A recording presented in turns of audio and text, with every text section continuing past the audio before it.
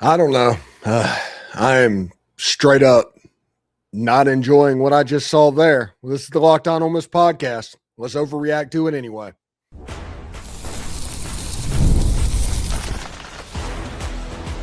You are Locked On Ole Miss, your daily podcast on the Ole Miss Rebels. Part of the Locked On Podcast Network, your team every day. Hello, I'm Stephen Willis, and this episode is brought to you by FanDuel. During the tournament, FanDuel is offering $300 back in bonus bets every day for 10 days. Head to FanDuel.com to get started right now. On today's show, we will talk about whatever the heck that was. I mean, they couldn't get hits. The pitching was not good. They threw a ball into center field again for like the 10th time this season. We're going to hope and cope that they were putting everything into the Mississippi State series, that they've already overlooked Memphis because they beat them earlier, I guess.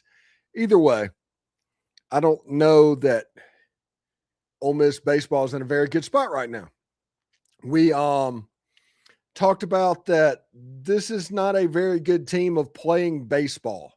Of all the things that is baseball related, they do not do that well. Now, they can bat and practice like a madman and hit home runs, and tonight they just didn't hit home runs at all, even a little bit.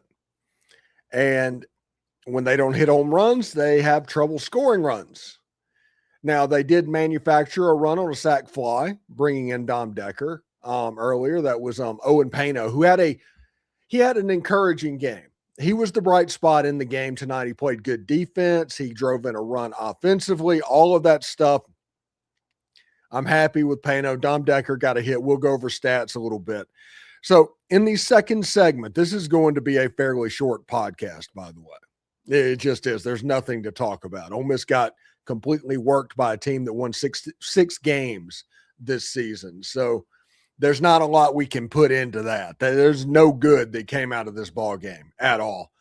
The only encouragement was Owen Paino looked better. I'm not a fan of the shift. I'm not a fan of gorilla ball, but it kind of is what it is at this point. Where we 26 games, something like that into the season, about halfway through. They are what they are. They are what they are. If they hit a ton of home runs, they're going to score a bunch of runs. If they don't hit any home runs, they're not going to score any runs. Their pitching is going to be good on the weekends. It's going to be pitch to contact on the midweeks, and the defense behind the pitch to contact is not especially great, which means it's going to get pretty hairy with what's going on. But that is Ole Miss baseball this year. And the funny thing is, they're not very good at playing baseball, but they might end up hosting a regional. I mean, that's where we are. That's how illogical this baseball team is. They're not good at manufacturing runs. Their pitching staff is elite during the weekends. I genuinely, honestly think that. But it's going to be on to the players to string together some hits, manufacture some runs. Dom Decker hit a single in the second or third inning. We'll talk about these stats in just a second. He stole second base. He advanced to third on a ground ball to first base, and he scored on a sac fly. And that made me happier than seeing a grand slam hit, because that is true manufacturing a run. When things aren't working, that's the way you have productive outs and bring runners home. It's baseball. And I joked around on my private Discord server, which you can join by joining the Everydayers Club, that was dangerously close to looking like baseball. And let's just go over the statistics for this game, because warning, it's not good. I think I need to NC 17 this rating, because I get that it's a midweek, but the starters were playing in the field. Almost had 4 hits for the game, and they only walked 6 times. So that's 10 base runners over the course of 9 innings. That's an average of about 1 per inning. Hayden Federico did have a hit 1 for 4 on the day. Tristan Bissetta was 0 for 5. Judd Utermark was 0 for 2 with 2 walks. Will Furnish was 0 for 4. This is the power part of the lineup. And you're playing against a team that has won 6 games this year. There's no reason for that. Now, I would say the benefit to it is they didn't strike out, but all of them except for Judd Utermark struck out, and Tristan Bissetta struck out twice. Ole Miss had 10 strikeouts over the course of the game, the most illogical out that you can have, and especially Ole Miss had bases loaded with no outs, and they scored 1 run because of that. So when you look at Colin Reuter, he was 2 for 3. And with a walk, so he was on base 3 out of 4 times. Good job for Colin. Tate Sermons drew the collar. He did walk as well. Brett Mosley didn't make it. Dom Decker was 1 for 2 with a walk. I think he got hit by a pitch. Daniel Pasella had an RBI, a productive RBI. They got a run home. Owen Paino had that sac fly that we talked about in the 2 runs that were scored. And if you look at the pitching staff, Owen Kelly, he pitches to contact. I mean, that's what he does. 3 1/3 innings, 5 hits, 2 earned runs. He has a 4 for the season. He struck out 3 batters. I mean, people are going to hit the ball. You have to field the ball behind him. Terry Hayes Jr., 1 2/3, 2 earned runs. The game was over at that point.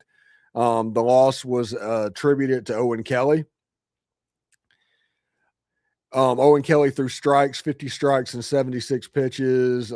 Terry Hayes, 18 strikes and 26. Noah Allen, 8 strikes and 12. Owen Hancock, 12 strikes and 30. Oh, that's bad. He gave up 2 earned runs as well. No strikeouts either. Bad night for Owen Hancock. JP Robertson only gave up 1 hit. 9 strikes and 10 pitches faced. This is not one of those postcard games of what's going on. And like I said, this Ole Miss baseball team is what they are. They're not going to play station to station baseball. They're not going to manufacture runs. They're not going to hit line drives. They're going to try and walk, or they're going to try and ride it out of the park. And if they can't do either one of those, they can still fall back on striking out. Those are the 3 outcomes. If something else happens, it's almost like a surprise. It's a great treat. So in the second segment, we are going to take your comments, whatever's there. This baseball team's hard up at the moment.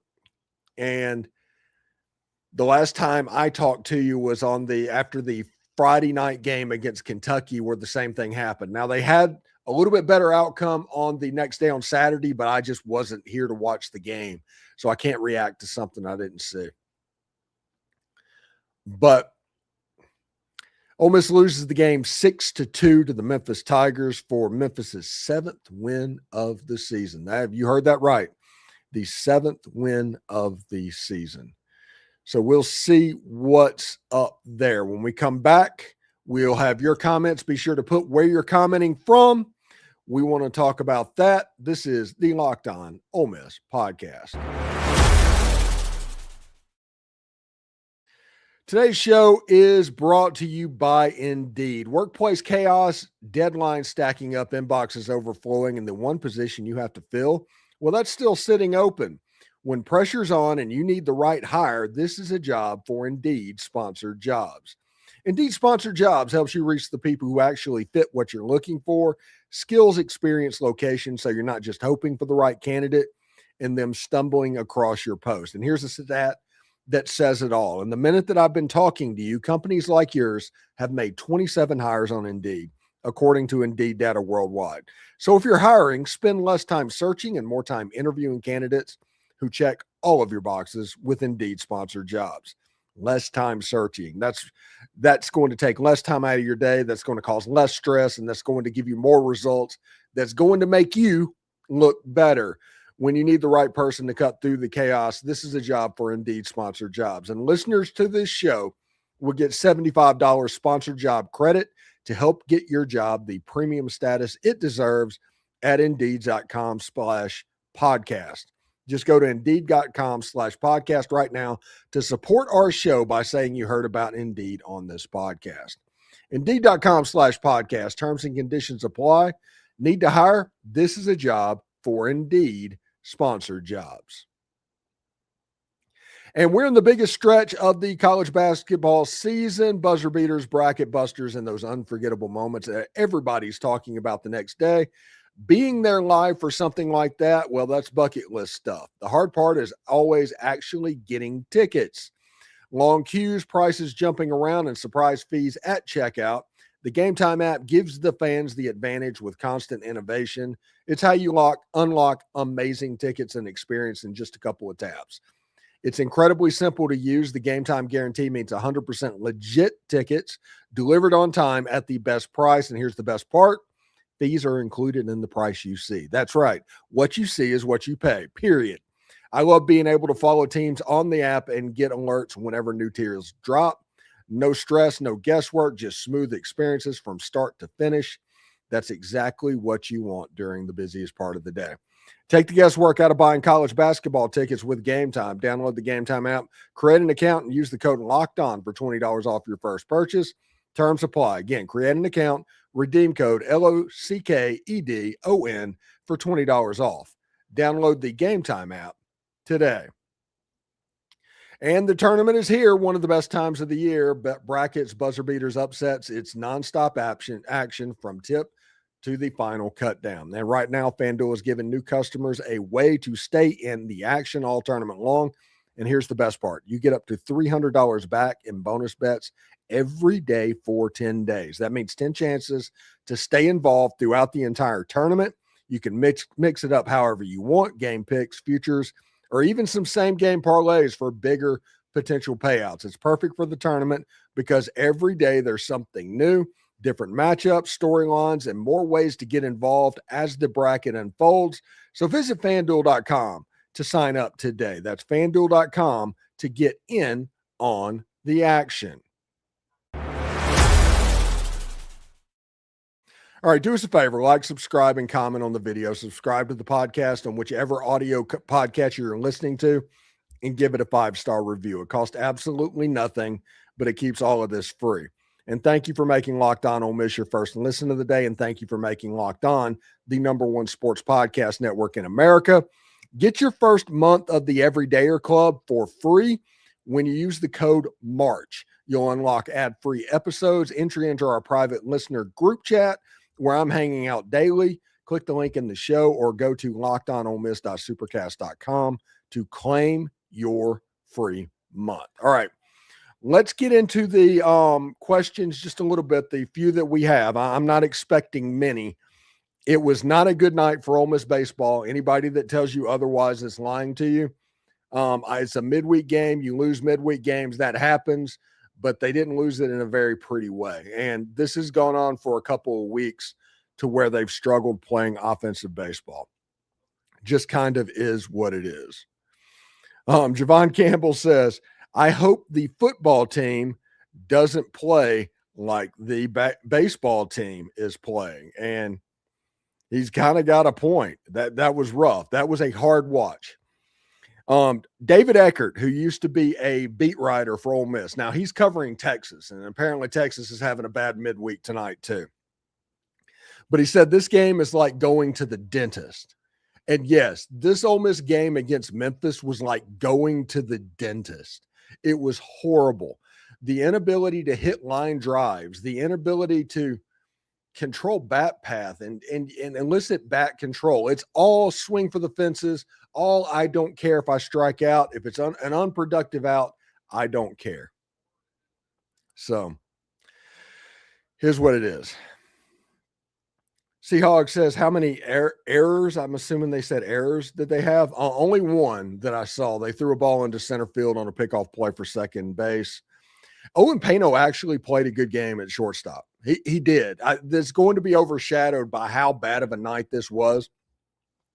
But he drove in a run, and he played good defensive ball, got the lead runner a couple of times, got somebody at third base. He was the lone semi-bright spot. And when I talk about bright spot, I'm using that phrase loosely. But it is what it is. It was a bad day. And now Ole Miss has Mississippi State over the weekend. And if Ole Miss plays like they did tonight against Mississippi State, they're going to get run ruled.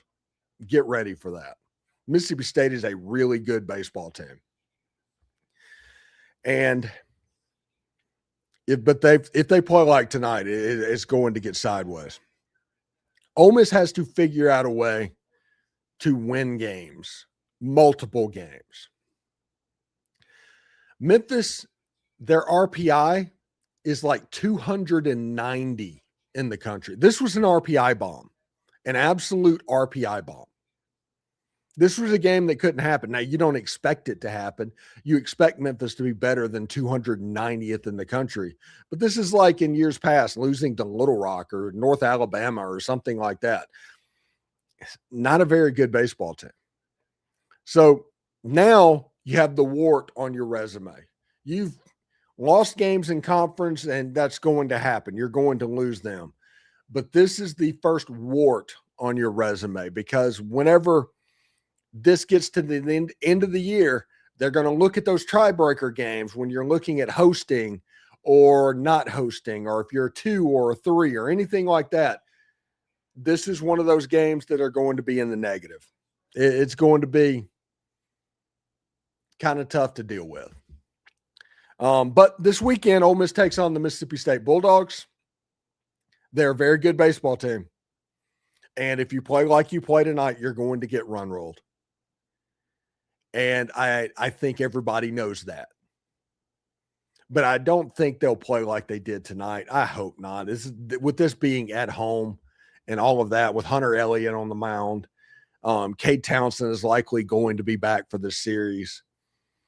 You need to find a way to get 2, because anytime you have a home SEC series, the goal is to win 2. It's not anything less than that. If anything less than that, it's a disaster. So 2 wins is the goal, but it's going to be hard to get them. Not after what we've seen over the last couple of days. So we'll see. Anyway, thanks for tuning in today to the Locked On Ole Miss podcast. We're going to continue to talk about college baseball. We're going to talk about spring football. We're going to talk about the basketball transfer portal when we hear names. So make sure you subscribe and follow the show. So you get all the latest episodes. We're on all the social channels as well, including Blue Sky. That's been added to our social offering. So we're on Twitter, Threads, Blue Sky, Instagram, TikTok, all of those. We're in all of those places. You can check those out. So if you never miss an episode, the Everydayer Club is built for you. Get Locked On Ole Miss ad free, plus members-only Discord access and more. Head to lockedonolemiss.supercast.com to join the club. For those of you on video, we're going to send you the first ever 24/7 National Locked On Podcast Network YouTube channel. And on audio, make sure you check out a second listen, Locked On College Basketball, Locked On College Football, Locked On SEC, all good options. Howdy toddy, everybody. We will see you bright and early in the morning, where we do a podcast about Caleb Cunningham and how he could rise in this spring practice. You have to tune in tomorrow morning and check that out. Take care. I'm sure it's going to be a fun day. Stephanie Foley, thank you. Hopefully they will be ready indeed for doing that on Friday. We will see you in the morning. Take care, and hotty toddy.